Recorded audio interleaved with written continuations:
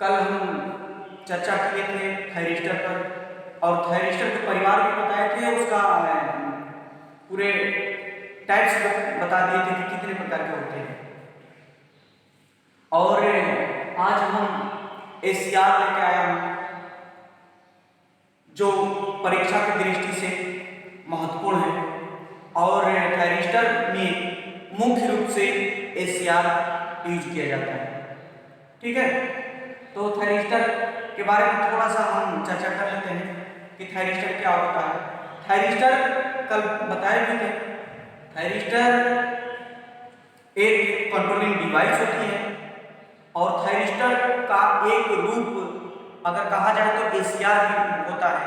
ACR को भी thyristor या थायरोड कह सकते हैं। ठीक है, इसमें पहले जैसे कि कंट्रोलिंग करने का कार्य किया जाता था, अभी भी है, लेकिन जितनी भी डिवाइसेस पहले की बनी होती थी उसमें क्या होता था कि इफिशियंसी और उसकी स्पीड और विश्वसनीय नहीं होता था। ठीक है ना, जिस हिसाब से हमको स्पीड चाहिए था कंट्रोलिंग करने के लिए, उस हिसाब से मेरा पावर का कंट्रोल नहीं हो पाता था। ठीक है ना, तो आज हम एसीआर का चर्चा करने जा रहे हैं।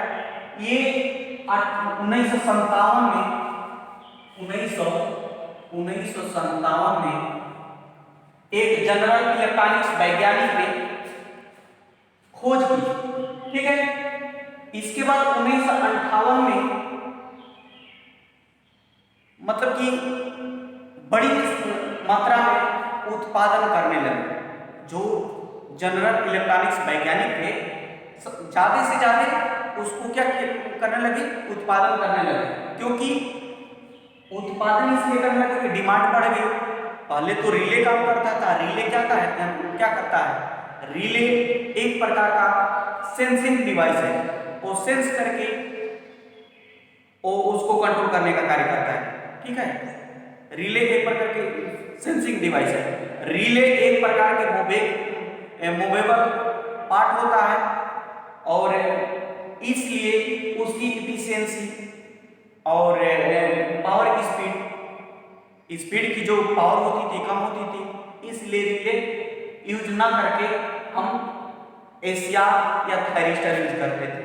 ठीक है, और थायरिस्टर बेहद रूप से मतलब कि ये उत्पादन किए और उत्पादन करने के बाद मेरा यूज होने लगा। ठीक है, चलिए एसीआर एक प्रकार का कंट्रोलिंग डिवाइस है और यह इसकी पावर देखा जाए मैक्सिमम होता है। पावर कंट्रोलिंग करने का कार्य करता है एसीआर। और एसीआर का सिंबल देखिए, एसीआर का सिंबल ये क्या है, एनोड है, ये कैथोड है और गेट है। यही आपका एसीआर का सिंबल है। और इसकी संरचना देख लीजिए, संरचना ये PNPN संरचना, एनोड, कैथोड और गेट। ठीक है, अगर बात हुई इसको तो देखा जाए कि अगर इसमें टर्मिनल कितने होते हैं, जंक्शन कितने होते हैं, लेयर कितने होते हैं, और ये भी देखा जाए कि ये किस डायरेक्शन में कार्य करता है, बाई डायरेक्शनल या यूनिडायरेक्शनल। ठीक है, तो एसीआर में हम चर्चा करते हैं कि एसीआर का जो टर्मिनल होता है, एसीआर का टर्मिनल 3 होता है, 1 2 3। समझ गए दोस्तों? अब लेयर कितना हो गया, लेयर देखिए 1 2 3 4 लेयर। ठीक है, 4 लेयर।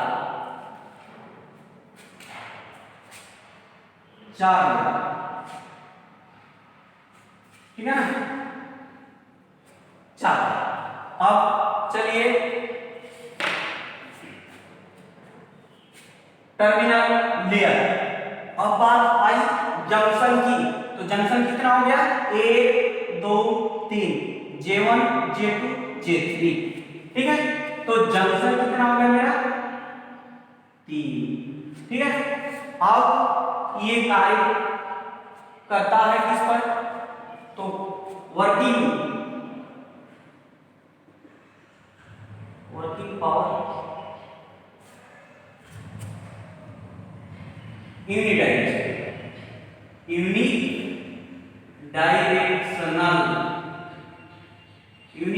मतलब ये एक ही दिशा में कार्य करता है। ठीक है, दोनों दिशा में नहीं करता। चलिए इतना तो जान गए। ये परीक्षा की दृष्टि से बहुत महत्वपूर्ण है, ये परीक्षा की दृष्टि से बहुत महत्वपूर्ण है, इसको याद रखिएगा इसको। ठीक है, ये समझ गए। अब इसमें देखा जाए कि अगर कनेक्शन करते हैं तो कनेक्शन के हिसाब से देखा जाए तो इसको अगर एनोड को पॉजिटिव मानते हैं, पॉजिटिव, कैथोड को नेगेटिव मानते हैं। ठीक है, इस कंडीशन में मेरा गेट कोई कार्य नहीं करेगा, ओपन सर्किट की तरह व्यवहार करेगा, मतलब कि इसमें कोई कनेक्शन नहीं होगा। ठीक है, तो हम सामान्य तरीका से देखेंगे तो एनोड पॉजिटिव कैथोड नेगेटिव, तो ये किस कंडीशन में कार्य करेगा, तो ये J1 और J2 फॉरवर्ड बायस में कार्य करेगा, और J3 इस कंडीशन में J1 और J3 फॉरवर्ड बायस में, और केवल J2 रिवर्स बायस में कार्य करेगा। बताए थे स्टार्टिंग, बताए थे कि फॉरवर्ड बायस में जो एनोड होता है, डायोड होता है, शॉर्ट सर्किट की तरह व्यवहार करते हैं, और शॉर्ट सर्किट जिसमें मान लीजिए कि ये P क्या है, P में हमेशा होलों की संख्या मैक्सिमम होती है, इलेक्ट्रॉनों की संख्या मिनिमम होती है, और N में क्या होता है कि मैक्सिमम इलेक्ट्रॉनों की संख्या और होलों की संख्या कम होती है। ठीक है, तो इस कंडीशन में एनोड और कैथोड के कंडीशन में J1 और J3 फॉरवर्ड बायस में होगा, और फॉरवर्ड बायस में हमेशा डायोड शॉर्ट सर्किट की तरह व्यवहार करेगा। ठीक है, और ये J2 रिवर्स बायस में हमेशा जो डायोड होता है, और डायोड हमेशा ओपन सर्किट की तरह व्यवहार करता है। ठीक है, इतना समझ गए। अब चलिए हम इसको एक बार रिवर्स कर देते हैं, उल्टा कर देते हैं। जहां जहां पॉजिटिव है वहां निगेटिव कर देंगे, और जहां निगेटिव है वहां हम क्या कर देंगे, पॉजिटिव कर देंगे। अब एकदम विपरीत हो गया।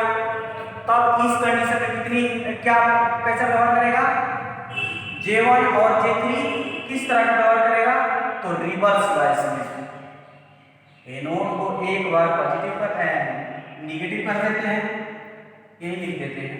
ठीक है, J1 J2 रिवर्स बायस, और हमेशा J2 लिखा जा रहा है, 3 J2 फॉरवर्ड बायस में कार्य करेगा। ठीक है, इस कंडीशन तो आप समझ गए होंगे कि ये हमें एक बार इसको एनोड जो पॉजिटिव था इसको नेगेटिव कर दिए, ये कैथोड नेगेटिव था इसको पॉजिटिव कर दिए, तो उस कंडीशन में J1 J3 रिवर्स बायस में, J2 फॉरवर्ड बायस में कार्य करेगा। ठीक है, अब चलते हैं इक्विवेलेंट सर्किट। इसको हम इस तरीके से हम बना सकते हैं।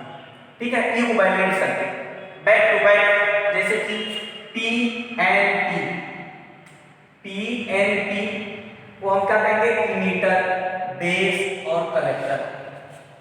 ठीक है, इमीटर, बेस और कलेक्टर। एक इसके बाद APN। ठीक है, तो इसको कनेक्ट कर दिए, इसका आधा हुआ है, n का आधा, p का आधा और n e, ठीक है। ये इक्विवेलेंट सर्किट हो गया, ये एनोड हो गया, ये कैथोड हो गया, एनोड हो गया, कैथोड हो गया, ठीक है, इस तरह का। और यही एक गेट है, ये गेट है। केवल सिंबल अगर इक्विवेलेंट सर्किट बनाया गया, बनाने के लिए कह दिया तो इस तरह का आप बना सकते हैं, ठीक है। इस तरह का आप क्या कर सकते हैं, बना सकते हैं। और ये मेरा क्या हो गया, ये एनपीएन पीएनपी ट्रांजिस्टर हो गया, एनपीएन और पीएनपी ट्रांजिस्टर, ठीक है। ये सप्लाई दिया गया, ये वाला, ठीक है। अब चलते हैं, अगर ये कह देगा कि डीसी सर्किट के लिए, डीसी सर्किट के लिए मेरा थायरिस्टर अगर देखा जाए तो उसमें हम केवल रेजिस्टेंस जोड़ करके डीसी सर्किट का हम सिंबल दर्शा सकते हैं। रेजिस्टेंस डीसी सर्किट के लिए अगर सर्किट कहा गया तो डीसी सर्किट के लिए मेरा थायरिस्टर जो है वो बनाइए, तो आप इस तरह का बना सकते हैं, ठीक है ना। और एसी सर्किट के लिए कैसा सर्किट बनाएंगे, तो ये इंडक्टर और इंडक्टर यानी कॉइल लगा देंगे इसमें, ठीक है ना। और एसीआर का सिंबल हम दिखा देंगे, थायरिस्टर, थायरिस्टर, ठीक। अब चलते हैं, अब कनेक्शन ऑफ एसीआर, एसीआर को कैसे कनेक्शन हम करेंगे, एसीआर को हम कैसे कनेक्शन करेंगे। तो एसीआर को पैरेलल मतलब कि समांतर में ACR current rating 5 milli ampere होती है, समांतर में इसकी करंट रेटिंग कितनी होती है, तो 5 मिली एम्पियर। 5 मिली एम्पियर का मतलब क्या होगा, यानी जो 5 मिली एम्पियर से ज्यादा करंट रेटिंग होगी उस कंडीशन में हम कैसा कनेक्शन करेंगे एसीआर को, तो पैरेलल में करेंगे, समांतर में करेंगे। 5 मिली एम्पियर से जो मैक्सिमम करंट होगी, अधिकतम करंट होगी, उस कंडीशन में मैं समांतर में कनेक्शन करेंगे एसीआर को। अब चलिए सीरीज में जो एसीआर होगा वो वोल्टेज रेटिंग के हिसाब से हम करेंगे। देखिए पैरेलल में हम करंट रेटिंग ले लिए और सीरीज में वोल्टेज रेटिंग ले लिए, ठीक है। तो इस कंडीशन में हम लोड रेटिंग बढ़ेगी, अगर लोड रेटिंग बढ़ रही है, लोड वोल्टेज रेटिंग, अगर लोड वोल्टेज रेटिंग बढ़ रही है यानी वोल्टेज रेटिंग मान लीजिए कि सपोज दैट 200 वोल्ट, अब इससे ज्यादा आ गए 220 वोल्ट, बढ़ रही है लोड वोल्टेज रेटिंग बढ़ रही है, उस कंडीशन में मैं सीरीज में क्या करेंगे, कनेक्शन करेंगे एसीआर, ठीक है ना। अब चलिए, अब इसको तो हम समझ गए, अब इसको मिटा दे रहे हैं, ठीक है ना।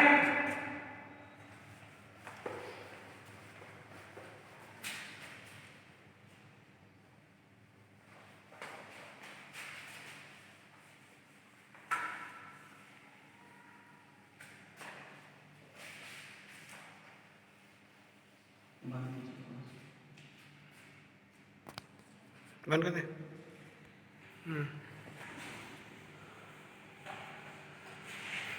ठीक है, इतना तो समझ गए। अब चलिए वी आई कैरेक्टरिस्टिक देख लेते हैं। वी आई कैरेक्टरिस्टिक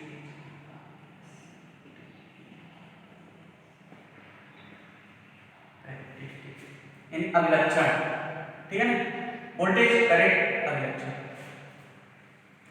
तो जिस कंडीशन में हम इसको स्टार्टिंग में पॉजिटिव माने थे और लास्ट में नेगेटिव माने थे, ठीक है ना, इस कंडीशन में हम क्या कर देंगे भाई, इस कंडीशन में मेरा जो J1 और J3 फॉरवर्ड बायस में, ठीक है, और J2 रिवर्स बायस में, स्टार्टिंग कंडीशन ये स्टार्टिंग कंडीशन था, तो देखिए ये कैरेक्टरिस्टिक कैसे होता है,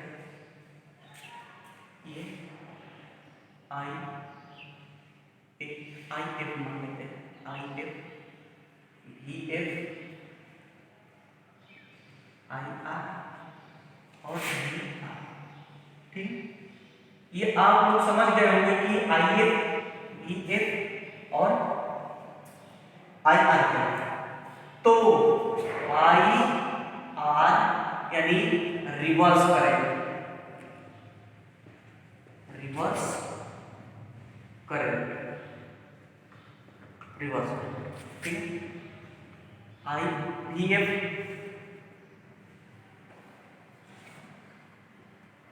फॉरवर्ड करंट,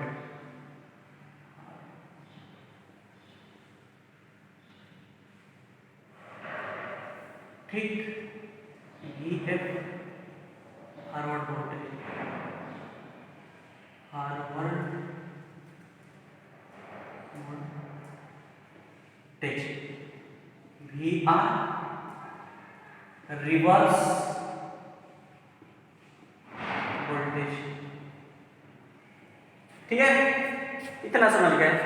तो मेरा अगर फॉरवर्ड करंट की बात आई तो फॉरवर्ड करंट में हम इसमें दर्शाएंगे, इसमें क्या करेंगे, दर्शाएंगे। ठीक है, अब इस पर हम क्या कर रहे हैं, J1 और J3 फॉरवर्ड वाइज में उस कंडीशन में मेरा जो सप्लाई देते हैं धीरे धीरे बढ़ाते हैं, तो फॉरवर्ड कंडीशन में क्या होगी, फॉरवर्ड कंडीशन में ऐसे होगा, ठीक है, ऐसे क्या करेगी, फॉरवर्ड में चलेगी। और एक ऐसी स्थिति आएगी कि टर्न होकर के ये ऐसे हो जाएगी फॉरवर्ड। ठीक है, इसी को हम क्या कहेंगे, इसको एम मान लेते हैं। और एक ऐसी स्थिति आएगी कि एक पूरे करंट बढ़ने लगेगी, ज्यादा से ज्यादा करंट, मतलब कि हाई वोल्टेज के कारण करंट जो होती है, हाई सप्लाई के कारण करंट जो होते हैं मैक्सिमम फ्लो होने लगती है, यानी इस कंडीशन में ऐसे होने लगेगी। ठीक है, तो इसको हम क्या कहेंगे, ये लैचिंग करंट कहेंगे, इसको हम क्या कहेंगे, latching current, latching current, latching current. और इसको हम क्या कहेंगे, होल्डिंग करंट, होल्डिंग करंट।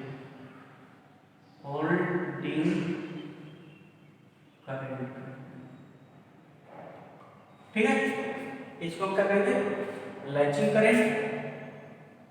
ठीक,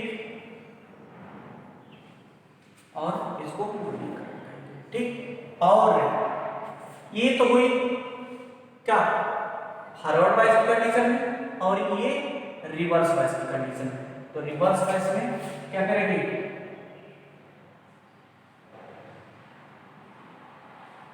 ऐसे बोलो। ठीक है, इसको हम क्या कहेंगे, वी बी आर, यानी breakdown voltage, reverse breakdown voltage.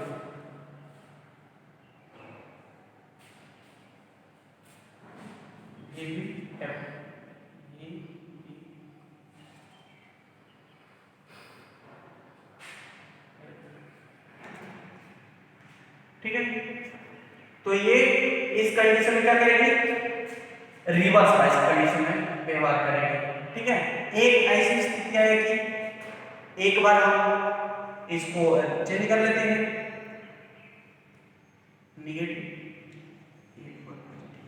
ठीक है, तो ये J1 और J3, J1 और J3 क्या करेंगे, रिवर्स वाइज में, J1 J3 रिवर्स वाइज में, और J2 फॉरवर्ड वाइज में, फॉरवर्ड वाइज में। J1 J3 रिवर्स वाइज में इस कंडीशन में व्यवहार करेंगे, इस कंडीशन में। ठीक है ना, ये क्या है, breakdown voltage, reverse breakdown voltage और फॉरवर्ड वोल्टेज, ये फॉरवर्ड वोल्टेज का हो गया। ठीक है ना, VF का दीजिए, यानी नी भी कर सकते हैं। ठीक है, तो जब जब हम सप्लाई देते हैं, उस कंडीशन में जो सप्लाई होने के कारण हीट उत्पन्न होती है, तो उसकी जो टर्निंग होती है, टर्निंग क्या हो जाती है, ऐसे बढ़ जाती है, टर्निंग क्या हो जाती है, बढ़ जाती है। मतलब कि बहुत कम समय में ये ऑपरेट करने का मतलब कि काम करने लगता है, बहुत कम समय में। जिस तरह से मेरी सप्लाई जाती है, मैक्सिमम करंट होने के कारण क्या होती है, ये टर्निंग पॉइंट जो होती है कम होने लगती है, ठीक है। और एक ऐसी स्थिति आती है कि ये जो होती है क्या, ये लैचिंग करंट जीरो हो जाता है। जीरो होने का मतलब कि उस कंडीशन में एकदम रेखीय लैचिंग करंट हो जाती है और ऑपरेट ये होने का कार्य करने लगता है, यानी प्रचारित हो जाता है और उस डिवाइस को कंट्रोल करने का कार्य करता है, ठीक है। तो आप लोग ये समझ गए होंगे कि लैचिंग करंट क्या होती है, होल्डिंग करंट क्या होती है, ठीक है। और बाकी इसमें से जो भी अगर छूट रहा है, छूटा है इसमें, तो हम अगले लेक्चर में कंप्लीट कर देंगे, ठीक है ना। धन्यवाद।